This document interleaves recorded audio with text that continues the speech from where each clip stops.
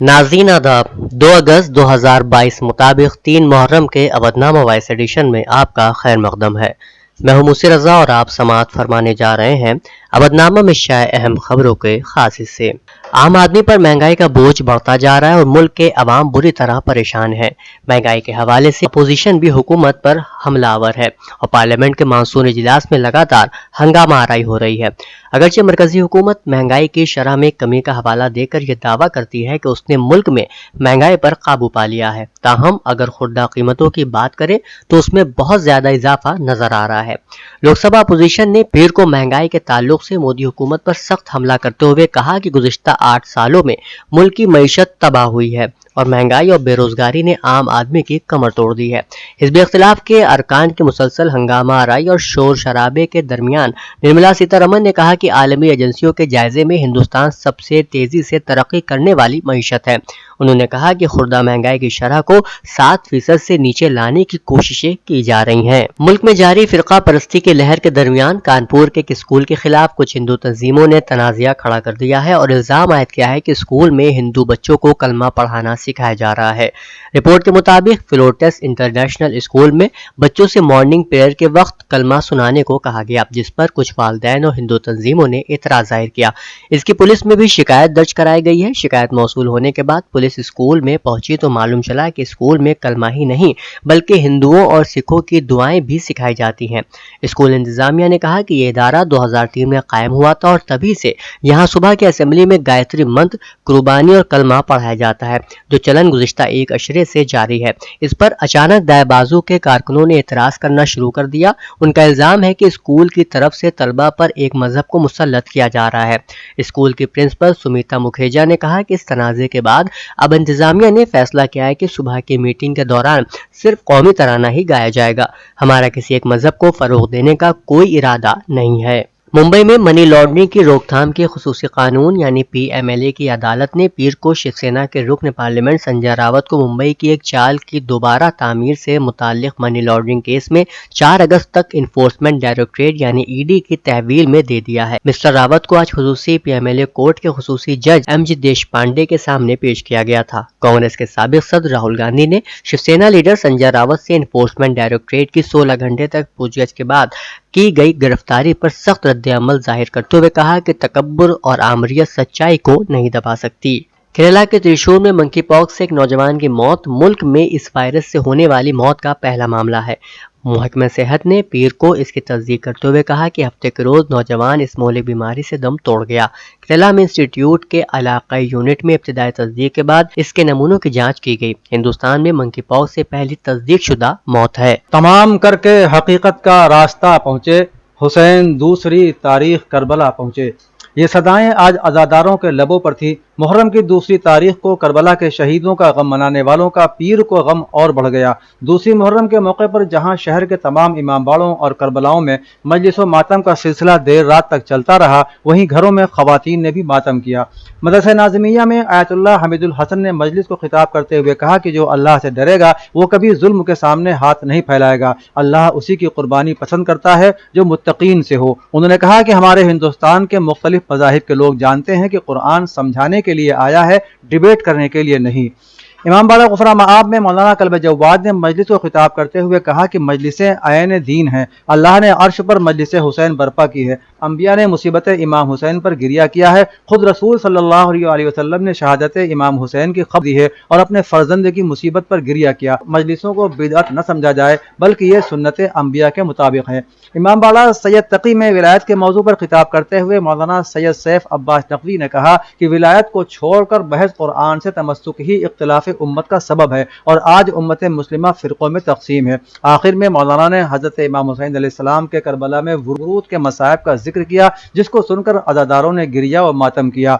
इसके अलावा इमामबाड़ा अगरबाकर में मौलाना मीसम जैदी, इमामबाड़ा राजा झाऊलाल ठाकुरगंज में मौलाना अख्तर अब्बास जौन, इमामबाड़ा कसर हुसैनी बलोचपुरा में मौलाना मोहम्मद मियाँ आबिदी, इमामबाड़ा नाजिम साहब में मोहम्मद हैदर फैजाबादी, इमाम बारगाह मेहदी में सैयद राहिब हुसैन जैदी, अज़ाखाना मरहूम मौलाना मोहम्मद अब्बास अली कॉलोनी में मौलाना जावेद हैदर जैदी जैदपुरी, अज़ाखाना मिर्जा बाकर हुसैन मरहूम में सुबह क़यामत तक करबला एक दरसगाह के उन्वान पर मौलाना सैयद कायम रजा रिजवी साहब और बारगाह البنین میں مولانا سید علی ہاشم عابدی نے خطاب کیا۔ علامہ ازی امام باڑہ سید آغا وکٹوریہ اسٹریٹ میں مولانا اختر عباس، امام باڑہ افضل محل میں مولانا آغا روحی، شیعہ پی جی کالج میں مولانا عباس ناصر سعید، امام باڑہ نواب افسر جہاں وکٹوریہ اسٹریٹ میں مولانا مرتضی ناصر، امام باڑہ راجہ جھاؤلال میں مولانا اختر عباس جون، مسجد مرزا جون محمود نگر میں مولانا اظہر مہدی ترابی، امام باڑہ اکرام اللہ خان خاص میں مولانا سجاد ناصر، امام باڑہ ام البنین منصور نگر میں مولانا ہاشم علی عابدی وغیرہ نے مجلسوں کو خطاب کیا۔ ون وائس تنظیم کی جانب سے کل 14ویں بین الاقوامی محرم تصویر اور پینٹنگ نمائش کا انعقاد کیا جا رہا ہے۔ یہ نمائش 14 سال سے مسلسل ہو رہی ہے۔ اس سال بین الاقوامی محرم تصویر اور پینٹنگ نمائش کا افتتاح ریاستی للت کلا اکیڈمی یوپی قیصر باغ لکھنؤ میں انسانیت کی شمع روشن کر کے کیا جائے گا، جس میں مہمان خصوصی اطہر صغیر زیدی ہوں گے۔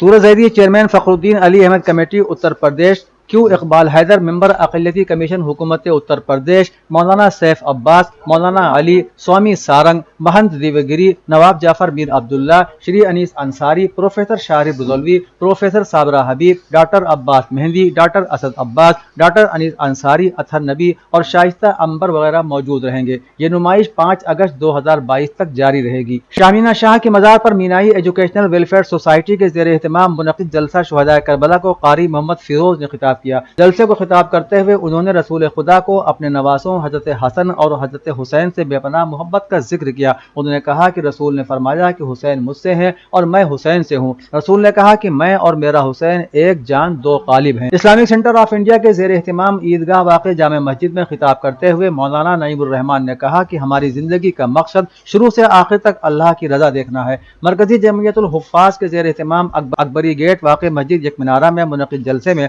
قاری محمد صدیق نے کہا کہ اسلام میں شہادت ایک بہت بڑی نعمت ہے، اور کہا کہ شہادت کا مرتبہ یوں سمجھا جا سکتا ہے کہ رسول خدا صلی اللہ تعالی علیہ وآلہ وسلم نے بھی شہادت کی تمنا کی تھی۔ سنی بورڈ آف انڈیا کے تحت دوسرا جلسہ شہداء اسلام بورڈ کے صدر شہاب الدین خان کی صدارت میں منعقد ہوا۔ نظامت کے فرائض طارق سخا لکھنوی نے انجام دیے۔ جلسے کو خطاب کرتے ہوئے مولانا محمد عزیب نے کہا کہ حضرت حسن اور حضرت حسین رضی اللہ تعالی عنہما جوانان جنت کے سردار ہیں اور تمام مسلمانوں پر ان کی اتباع لازم ہے۔ اللہ کے رسول صلی اللہ علیہ وآلہ وسلم اپنے نواسوں سے بہت محبت کرتے تھے۔ اس موقع پر جن شعراء نے منظوم خراج عقیدت پیش کیا ان میں معید رہبر لکھنوی، طارق سخا لکھنوی، حافظ ارشد طالب، ثابت لکھنوی، جلال لکھنوی، موج لکھنوی اور خلیل اختر لکھنوی کے نام قابل ذکر ہیں۔ اودھنامہ میں شائع ضلع کی خبروں کے مطابق شاعر اور مصنف ڈاکٹر مبارک امروہوی کی کتاب عزاداری امام حسین اور امروہہ کی تقریب رونمائی مولانا ڈاکٹر محمد سیادت نقوی کی موجودگی میں عمل میں لائی گئی، جہاں امروہہ کی معزز ترین شخصیات نے اس کتاب کو ایک اہم تاریخی دستاویز قرار دیا۔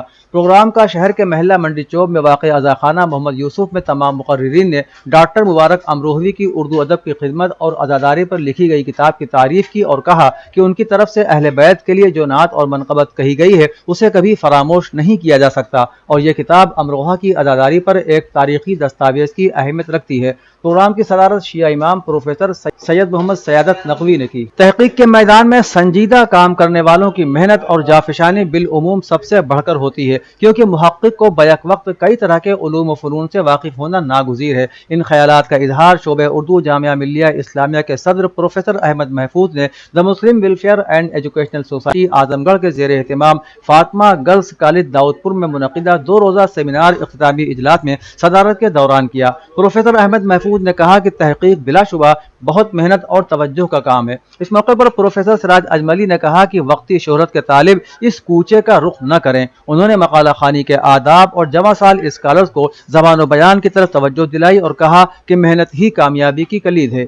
امام علی مقام امام حسین علیہ السلام نے اپنے 72 رفقا کے ساتھ میدان کربلا میں شہادت حاصل کر کے دنیا کو عدم تشدد کا پیغام دیا۔ لکھنؤ کے مولانا باقر سجاد زیتی نے ٹانڈا کے ایک گاؤں میں منعقدہ دوسری محرم کی مجلس کو خطاب کرتے ہوئے کہا، انہوں نے کہا کہ جب تک دنیا رہے گی امام حسین علیہ السلام کا تذکرہ لوگوں کی زبان پر رہے گا، کیونکہ کربلا کی جنگ کسی سلطنت کے لیے نہیں تھی بلکہ یہ ظلم و زیادتی کے خلاف انسانیت کی بقا کے لیے تھی۔ معرکہ کربلا کو بیان کرتے ہوئے مولانا نے فرمایا کہ 3 دن سے پیاسے کربلا میں 6 ماہ کے بچے علی اصغر کو بھی شہید کیا گیا۔ مجلس ڈاکٹر ظہیر عباس، منت اللہ رضوان، آصف وغیرہ موجود رہے۔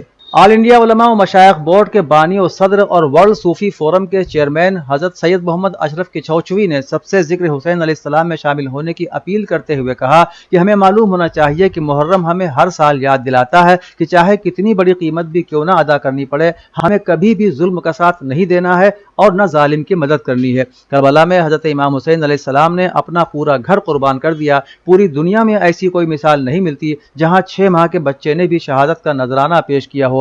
جنگ کے بعد بھی مسلسل ظلم کیا گیا۔ مولانا نے کہا کہ کربلا صرف ایک جنگ کا نام نہیں ہے، بلکہ یہ ایک ایسا مدرسہ ہے جو ظلم کے خلاف کسی بھی حال میں عدل و انصاف کے ساتھ کھڑا ہونا سکھاتا ہے۔ اودھنامہ کے جہانما صفحے کے مطابق ایران کے معاون وزیر خارجہ نے کہا ہے کہ گزشتہ روز ایران کی بارڈر سیکورٹی فورسز اور طالبان عناصر کے مابین اس لیے جھڑپ ہوئی کیونکہ طالبان بین الاقوامی سرحد اور سیکورٹی وال کے مابین فرق کو نہیں سمجھ سکے ہیں۔ نیوز کے مطابق ایران کے معاون وزیر خارجہ سید رسول موسوی نے اپنے ٹویٹر ہینڈل پر لکھا کہ افغانستان کے ساتھ لگی بین الاقوامی سرحد سے پہلے سیکورٹی وال کی تعمیر کے حوالے سے پیش آنے والی انتظامی غلطی اور غلط فہمی کا ازالہ ہو جانا چاہیے۔ سید رسول موسوی نے ایک تصویر بھی پوسٹ کی جس میں یہ بھی واضح ہے کہ ایرانی کسانوں کی زرعی زمینیں سیکورٹی وال اور بین الاقوامی سرحد کے مابین واقع ہیں جو ایران ہی کا حصہ شمار ہوتی ہیں۔ روس کے صدر ولادیمیر پوتن نے امریکہ کو سب سے بڑا دشمن قرار دیا ہے۔ صدر پوتن نے کہا کہ روس کی افواج کسی بھی جارحیت کو شکست دینے کی صلاحیت رکھتی ہیں۔ انہوں نے آنے والے مہینوں میں بحریہ کو ہائپر کروز میزائل دینے کا اعلان بھی کیا۔ روس کے 55 صفحات پر مشتمل نئے نیول ڈاکٹرین میں روسی بحریہ کے اسٹریٹجک اہداف کو بیان کیا گیا ہے، جس میں امریکہ کی دنیا کے سمندروں پر حکمرانی کی پالیسی کو روس کے لیے بڑا خطرہ قرار دیا گیا ہے۔ سابق وزیر اعظم پاکستان عمران خان نے کہا ہے کہ ملک کی قیادت ان لوگوں کو کرنی چاہیے جن کا سب کچھ پاکستان میں ہو، جن کا جینا مرنا پاکستان میں ہو۔ پی ٹی آئی کے چیئرمین نے نیشنل کونسل اجلاس سے خطاب کرتے ہوئے کہا کہ کسی بھی ادارے یا ملک کی کامیابی کا راز یہ ہے کہ وہ مستقل بنیادوں پر غلطیوں سے سیکھ کر اپنے آپ میں تبدیلی کرتے ہوں۔ انہوں نے کہا کہ ہمارے سامنے ایک پیپلز پارٹی واحد جماعت تھی جو 4 سال میں اقتدار میں آئی، لیکن وہ اس پروسیس سے نہیں گزری جس سے ہم گزرے ہیں۔